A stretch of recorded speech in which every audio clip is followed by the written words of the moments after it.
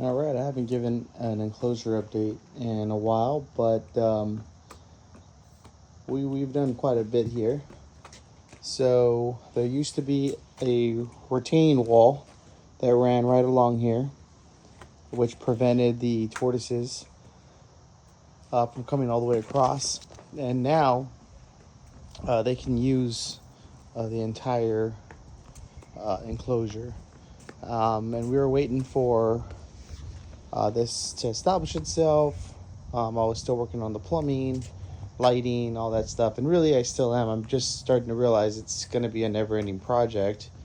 And when I fix one problem, I feel like I make another. So there have been some challenges. I think one of the big ones is new plant identification and keeping plants that are toxic out. You know, a lot of times they're just growing naturally. So that's been a big one. More room makes it harder for us to monitor the tortoises. So we're going to have to end up getting probably another camera here soon. Over where this red plant is, that's where another tortoise house is going to go. So they don't have to go all the way back across the enclosure to get warmth. So that's kind of coming in the works right now. We're monitoring them at night, making sure that they are getting in when it's a little colder out. But in reality, I'm in Southern California. It doesn't really get to that point, especially as we head into summer here. So yeah, those are just some of the challenges. And another one, big one, is you can see over here, I only have Leo soaking. And that's because I can't find Rocky today. And I know he's in here. It's just so hard to track them down in here now. And the juveniles, we're still making a plan to how to have them out here all the time. Isn't that right, Axton? Hey, can I have that, buddy? Yeah, just don't want you hurting yourself. So, but things are coming along really, really well. We just planted some clover. What's that, buddy? You want something to say?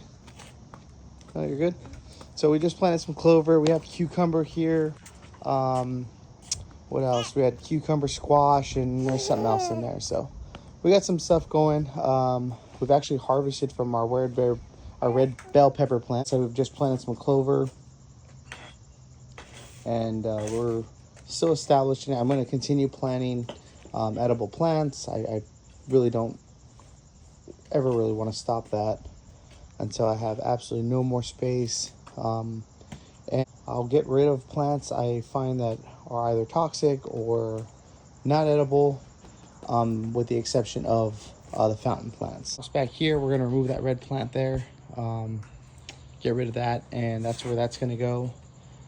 And so, yeah, there's plumbing, still not 100% as far as them having I want to have multiple water dishes, maybe even somewhere they soak. So that's no, not 100%. The clover, I really want the clover to get established. And I think one of the biggest plants I'm fighting right now is this wood sorrel. You could kind of see remnants of it everywhere. Hoping the clover will compete with it and kind of curb so much of its growing. But other than that, I really can't complain. Everything's well. The tortoises are loving it. I'm feeding less and less because they're just scavenging, and there's so much here good for them to eat. Lettuces, and those will reseed. We have various strains of dandelion in here. Oregano, they probably won't eat it, but it is definitely not toxic. There's mint. I constantly catch them on the mint. There's chamomile. Again, that's not a big one they would eat a ton of, but it's not toxic. It's edible.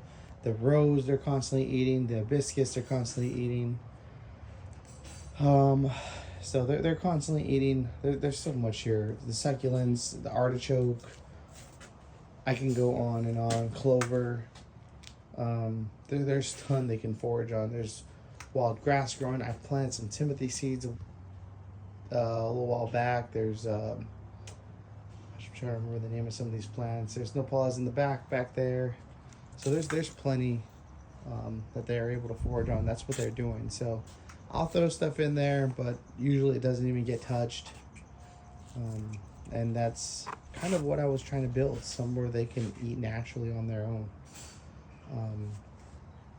Oh, mallow, that's a big one. I've been cutting that down religiously because the juveniles love that stuff. So there's plenty for them to eat here, and I'll have more updates as we go here.